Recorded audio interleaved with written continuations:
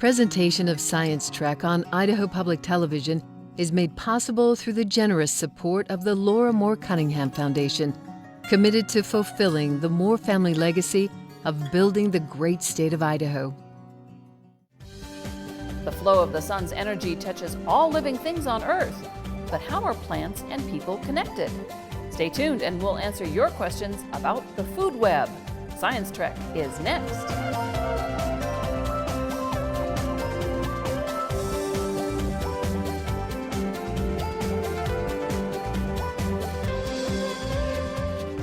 Hi, I'm Joan Cartan-Hansen, and welcome to Science Trek, and welcome to Zoo Boise.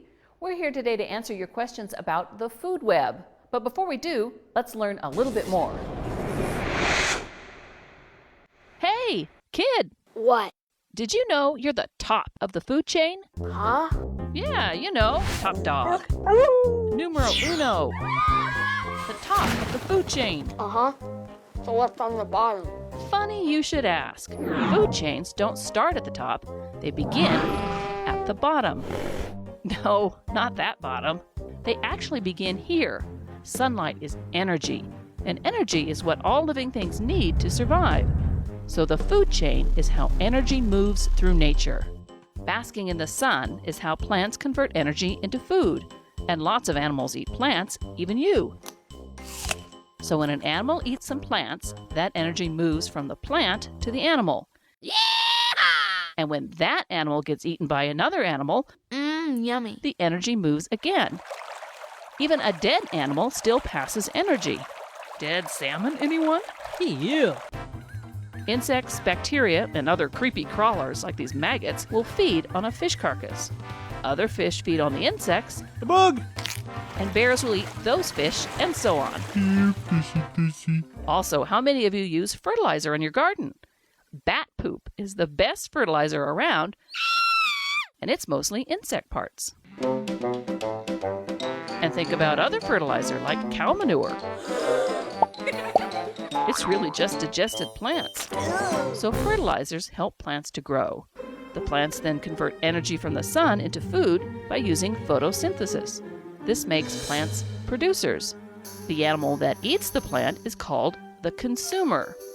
A tree like this that produces acorns is a producer. This squirrel eating the acorn is the primary consumer. But watch out! A secondary consumer, like this red-tailed hawk, may eat the squirrel who ate the acorn. Huh? Well, it's kind of like a hamburger. Actually, this is a sloppy Joe. Okay, who's the secondary consumer? You! The cow ate the grass, and you're eating the cow. Really? But just like you, animals don't always clean up their plates.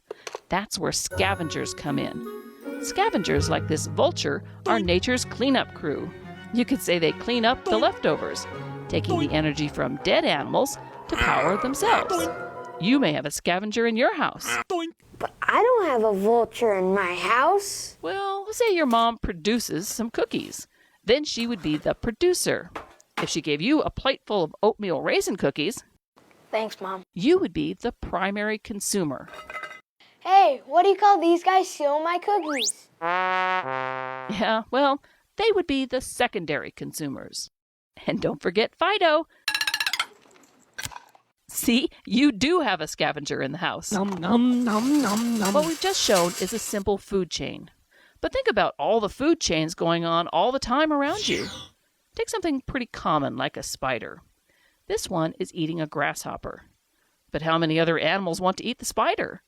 Birds, other spiders, lizards, frogs, or toads, or even mammals like mice or shrew. Then think about what's going to eat each of those animals, even dead animals. This is how food chains interconnect and create a food web. So where do you fit in? At each step, you can be a primary consumer, a secondary consumer, a scavenger, and someday when you're really old and die, you even get to be the producer. It's the web of life. And joining me now to answer your questions about the food web are Dr. Holly Holman, Zoo Boise's veterinarian, and Adare Evans, wildlife educator for the Idaho Department of Fish and Game. Thank you both for joining us. Thanks for having us. Really happy to be here, thanks. Okay, let's go to your questions. Hi, my name is Jonah. I go to Basin Elementary. My question is, what is the purpose of a food chain? Why do we need to know what it is? Well, I think that's a great question because we know that what a food chain says is one animal eats something else, which eats something else, which eats something else. And it's good to know about a food chain because it gives us an idea of how energy flows through the environment. Because you can't just pick up energy unless you're a plant. You can't take energy from the sun and make it your own. So it helps us see the flow of energy and nutrients through the world, really. And not only that, if we know about food chains, if all of a sudden we discover one animal has this very strange chemical in it that it shouldn't have in there, we can see, well, where did it pick it up? And maybe it picked it up through its food. And this is one thing that we realized when we saw that birds such as the peregrine falcon were going down in population. They discovered that DDT, which was a chemical they were picking up from the environment, and that chemical came from what they were eating, and it came from birds, and the birds picked it up from insects that they were eating. DDT was made to kill the insect, but it had a huge effect on the peregrine falcon, and without looking at the animal's food chain, we never would have known that. So food chains are pretty important because it really helps us see how everything in the environment is connected. Hi, my name is Helena. I come from Basin Elementary. My question is, why is it called the food web? It's called the food web because when you interconnect all of the food chains, they make sort of a spider web-like pattern. Sammy would like to know, what are decomposers? A decomposer is a really small, often small at least, animal that takes basically all the dead stuff that's left behind from another meal. So if we look at a decomposer, we're looking at things like bacteria and fungi and mold, and they take maybe a dead fish, for instance. They eat all the decomposing flesh of the dead fish, and they turn it back into the little micronutrients that go into the soil. So they make energy available into the soil for the plants to use so that they can grow again. So without decomposers, we really wouldn't have a way to get down to those micronutrients that all the plants need to help them grow. Hi, my name is Jane. I go to Galileo, and how are food chains and food webs different? Food chains are usually a linear model showing how energy transfers between one organism to the next. The food web actually shows how the energy is transferred amongst many different organisms, more in a web-like pattern. A food web really talks about how all different food chains are connected. So if you think about something like a wolf and a salamander, you probably don't think they're connected at all. But if you look at a food web, we can see they really are, because a salamander is in the water. It might eat aquatic insects. The insect might eat a cattail. So we go back to a cattail. And then if you look at something like a wolf might eat moose, and what do moose eat? A cattail. So if we look at a food web, it can show us how things that we don't think are connected in the environment really are through individual food chains. Benjamin would like to know, what's at the top of the food chain for the whole world? Well, there's not one particular animal that's at the top of the food chain in the whole world, but there are several large predators that we think of. Most people would think of lions and tigers, bears. Obviously, humans fit into that as well. So there can be a wide variety of animals that are sort of at the top of their food chains. Hi, my name's Charles, and I go to Galileo. And my question is water part of a food web? Well, when we talk about a food web, we don't really include water necessarily, but water is found in living things. So if you consider it that way, then the answer would be yes, but we don't have water standing out on its own. Hello, my name is CJ. My school is elementary school, Basin Elementary School. I would like to know if the grizzly bear is on the top of the food chain. The grizzly bear would be one of the animals that I would consider to be on top of the food chain. Interestingly enough, grizzly bears are omnivores, so they can eat both plant and animal material. Alani would like to know, when plants and animals die, which organisms help return nutrients to the food chain? The organisms that return nutrients through the food chain after an animal dies would be things like decomposers. But then you also have to look at something like scavengers. So a scavenger is an animal that might eat something dead, like a magpie or even a worm.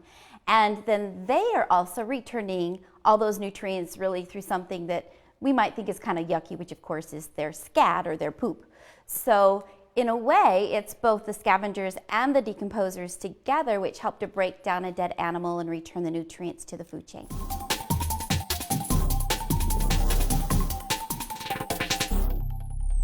Food webs show how interconnected all living things are. Scientists estimate it takes 1 million algae to support the 10,000 herbivores that provide food for 100 tuna fish that provide dinner for one person.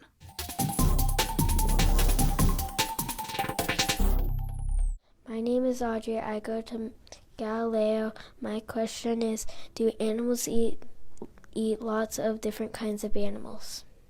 Oh yes, animals try to eat all different kinds of animals, and that's because the food they eat, just like you and I, leads to proteins that we break down into our bodies, minerals, vitamins, everything that we need to live. We have to get it from different foods, and so do other animals. Harrison would like to know, are there keystone animals in the food web? Yes, when we talk about a keystone animal, we're talking about an animal that is so important because it holds the whole environment together. And in Idaho, if we had to pick a keystone animal for our forests, it would have to be a salmon. Now I know you're probably going, salmon? How is salmon a keystone species? That's just a fish. Well, salmon are so important because what they do is they travel. Our salmon go to the Pacific Ocean, and in the Pacific Ocean it's like a giant grocery store. They eat tons and tons of zooplankton, they fill up on krill, and they come back to Idaho. And when they come back to Idaho, they bring all of those nutrients back with them. And the salmon is so important because they feed so many other animals. When they come back to Idaho, it's not only us that they might be feeding, it's otters, it's muskrats, it's bears, it's other fish. And not only that, when a raccoon or something happens to find a dead fish like a salmon, they take that salmon and they drag it up onto shore, and then all of those nutrients that the salmon brought back from the ocean, the trees use on shore. And believe it or not, we can actually see from tree rings, all those nice little growth rings that when you cut a tree in half, they're thicker on good salmon years. When we have more salmon in Idaho, it actually makes our forests healthier and they grow bigger, the trees grow bigger. We can see that. And so salmon to me would be a keystone species because what their bodies provide, the nutrients that they provide, help to feed so many other food chains and so many other animals and plants. Hello, my name is Lance. I am at Basin Elementary. What I want to know about the food web is, can the top consumer be killed by the lower consumers? Yes, they definitely can. The lower consumers can be things like bacteria or viruses, which could cause an animal higher on the food chain to become ill. And in the wild, if they don't have a veterinarian that can take care of them, that certainly could be a problem, and they may succumb to their illnesses. Ronnie would like to know, can an animal be eaten by a plant? Ooh, yes. This is so cool. In Idaho, we have 2 plants, and most people don't know about them. They're carnivorous plants. They're called sundews and bladderworts. Cool name, huh? Bladderworts. They live actually in places called bogs and fens, which are special types of wetlands. And these plants live in areas where there's a lot of acid in the soil. And what happens when you have a lot of acid in the soil, it makes it really hard for plants to get the nitrogen that they need. So these particular plants are kind of like a Venus flytrap, but instead of having the closed kind of clamshell, they have long little spindly that kind of look like fingers that come out. And when a plant like a fly lands on those little spindlies, they kind of curl up like your fingers.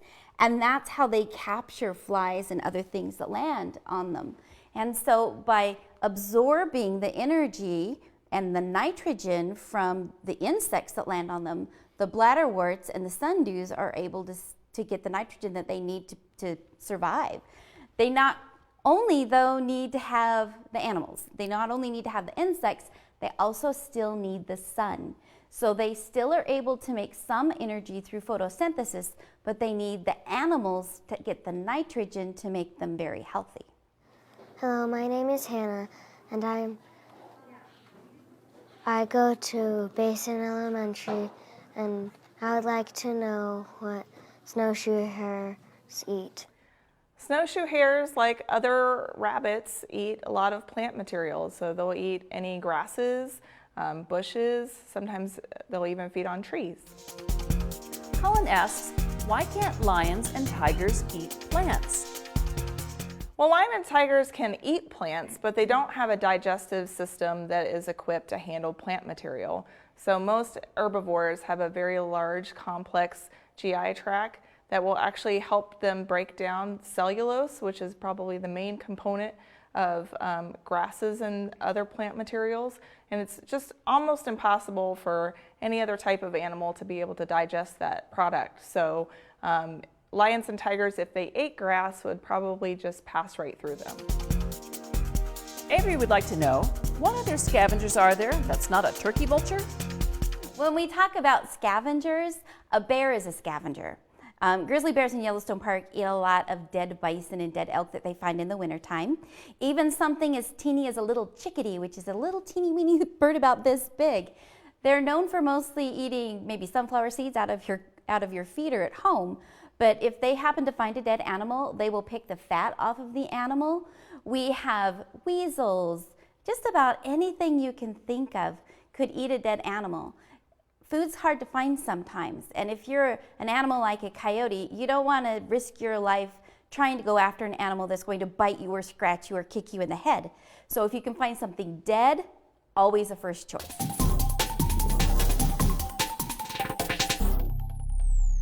Predators play a key role in the food web, but don't feel too sorry for prey animals.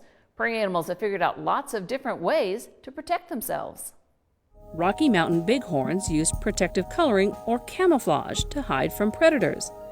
Their pale color makes the sheep difficult to see in the bright desert surroundings. Test yourself. How many sheep do you see in this picture? Even as the camera closes in, until they move, the bighorns are almost impossible to see.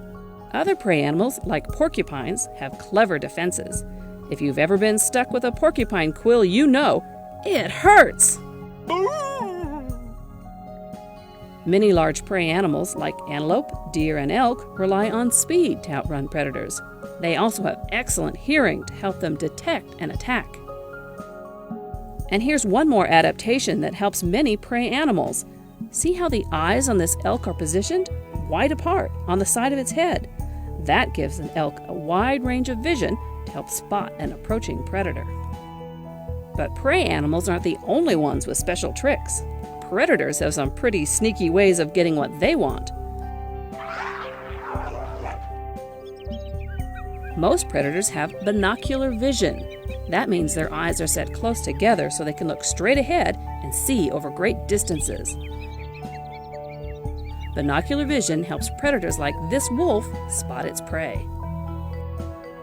Some predators use explosive bursts of speed to chase their victims so they can run, swim, or fly much faster than their prey. Other predators, like this coyote, wait quietly and then suddenly ambush an unsuspecting animal. Here is a predator that will scare almost anyone, a snake. This boa constrictor uses its entire body to kill prey. The boa wraps itself tightly around a rat and squeezes until the rat is dead. The snake goes about the slow process of swallowing its dinner.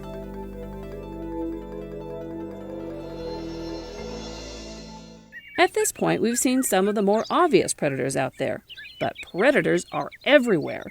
Some of them in places you might never suspect. Did you know that many birds are also predators? That's because they too eat other animals. Check out this blue heron. He's eating a rainbow trout. Are his eyes bigger than his stomach or what? All in all, predators are pretty clever creatures. And prey animals are awfully smart too. And even though predators chase prey, and prey are always trying to trick predators, the two are not what you'd call enemies. It's more like they are each trying to outsmart the other while living out their specific roles in nature. In fact, predators and prey depend on each other in ways you might never expect. For example, when a population of prey animals suffers, the predator of that animal will suffer too. Did you know every 10 years the population of jackrabbits naturally drops off? Bobcats rely on jackrabbits for food. What will the bobcats do? With fewer jackrabbits to eat, many bobcats will starve to death. In this way, the population of prey animals control the populations of predators. So next time you see a predator in the wild, don't think it's mean just because it eats other animals. Predators are doing just what nature intended.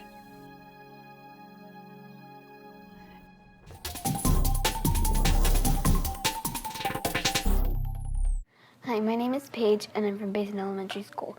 And my question is, how many links can there be on a food web? Well, it depends on how far you want to go back. Because we can have, starting with the sun, and then we can have a plant use that sun to make energy. Then we have an herbivore, which could eat it like a rabbit.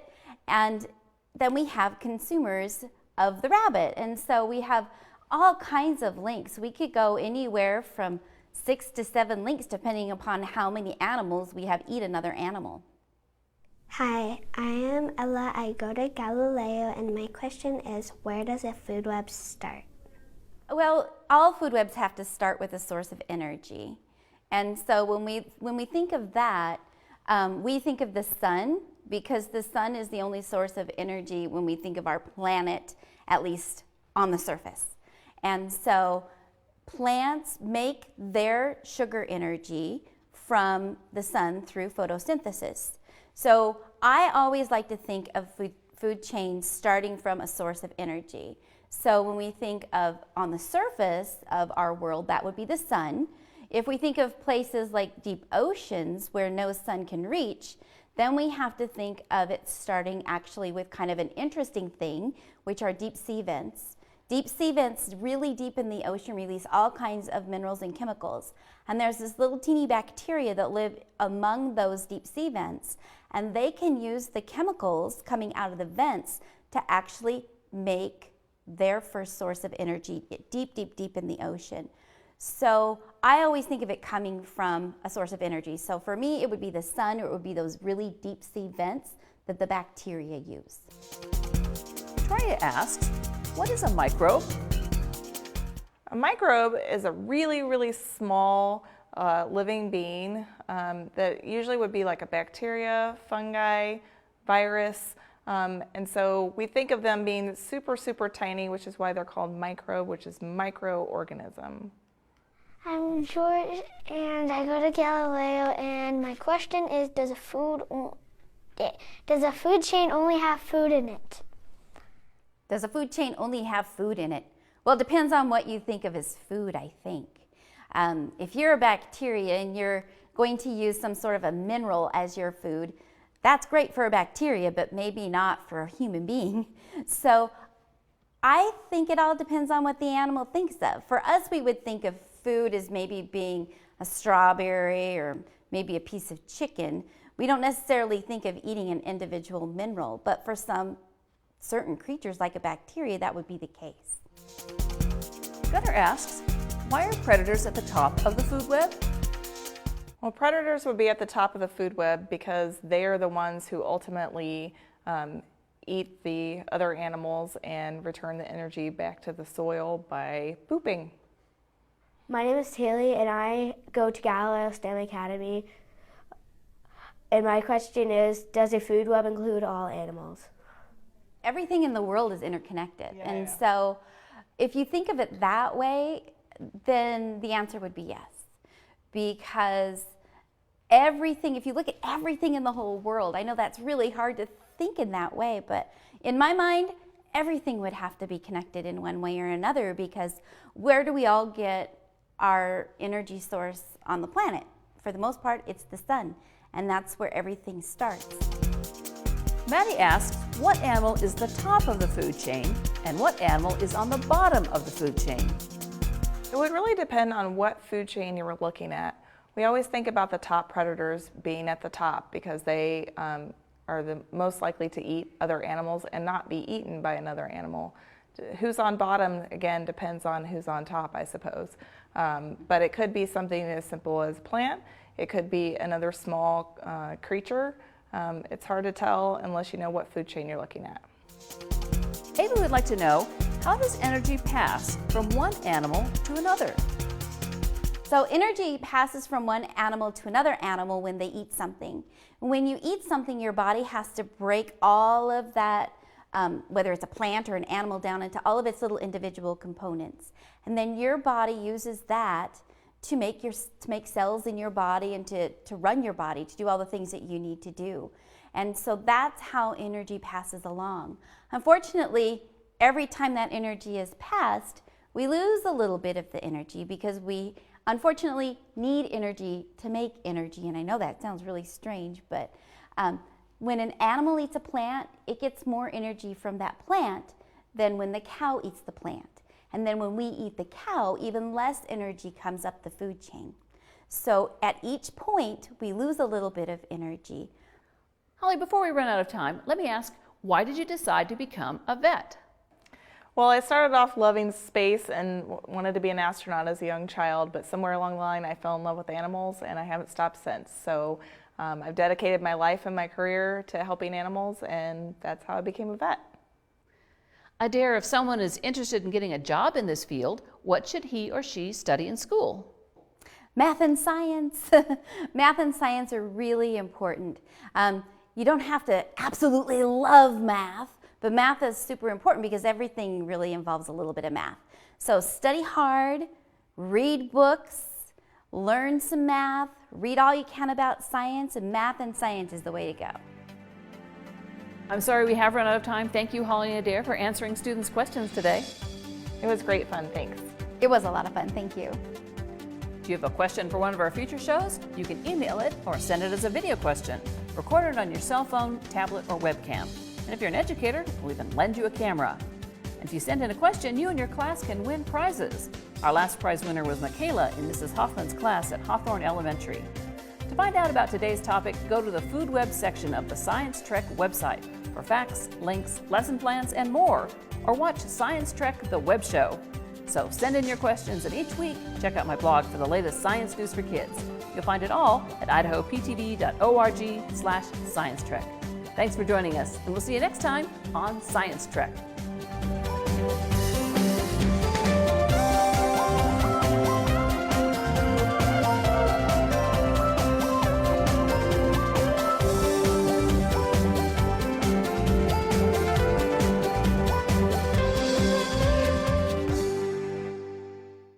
Presentation of Science Trek on Idaho Public Television is made possible through the generous support of the Laura Moore Cunningham Foundation, committed to fulfilling the Moore family legacy of building the great state of Idaho.